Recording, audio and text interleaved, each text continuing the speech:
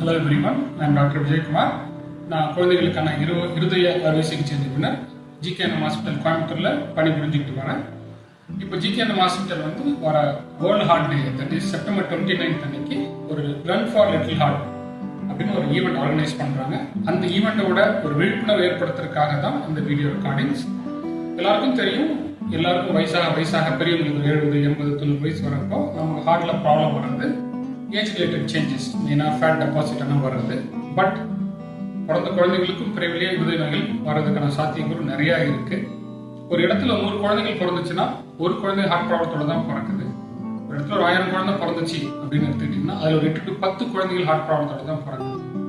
நம்ம கண்ட்ரியில், நம்ம நாட்டில் எடுத்துக்கிட்டிங்கன்னா ஒரு வருஷத்துக்கு கிட்டத்தட்ட 2 லட்சம் குழந்தைங்க ஹார்ட் ப்ராப்ளத்தோட பிறக்கிறாங்க. பட் அதை சரி பண்ணக்கூடிய செக்டர் அப்படின்னு பார்த்தீங்கன்னா நம்ம நாட்டில் ரொம்ப குறைவு.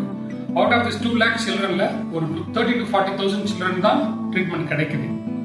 சரிங்க சார், இதுக்கெல்லாம் என்ன காரணம், ஏன் இந்த குழந்தைங்களுக்கு பிறவிலே ஹார்ட் ப்ராப்ளம் வருது அப்படின்னா 99% நமக்கு காரணம் தெரியாது. பட் ஒரு 1% அம்மாவுக்கு ஏஜ் ஆனதால வரலாம், இல்லை அம்மாவுக்கு ஏதாவது இன்ஃபெக்ஷன் தான் வரலாம், இல்லை சுகர் இருந்தால் வரலாம், இல்லை ரேடியேஷன், இல்லை வேரியஸ் குரோமோசோமல் ஜெனடிக் டிசார்டர் மூலமா வரலாம். பட் காரணம் ஏன் இதுன்னு சொல்லிட்டு யாராலும் நம்மளால கண்டுபிடிக்க முடியாது. பட் என்ன நம்ம தெரிஞ்சுக்கிறோம் அப்படின்னா, இந்த மாதிரி ஹார்ட் ப்ராப்ளத்தை நம்ம ஏற்கனவே சீக்கிரமா கண்டுபிடிச்சோம்னா, சின்ன வயசுலேயே கரெக்ட் பண்ணோம்னா, they can lead a normal or near normal life in majority. I would say ஒரு 80 to 90% குழந்தைகள் நம்ம நார்மலாகவே they can lead a life.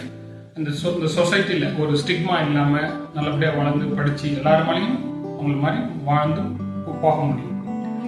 ரெண்டாவது இது மாதிரி நிறைய ஹார்ட் ப்ராப்ளம் வர பேஷண்ட்டுக்கு அவங்களுக்கு மெயின் ப்ராப்ளம் என்ன இருக்குன்னா, பேரண்ட்ஸ் ரொம்ப போராக இருப்பாங்க, அவங்களால அஃபோர்டபிலிட்டி ரொம்ப கம்மியாக இருக்கும்.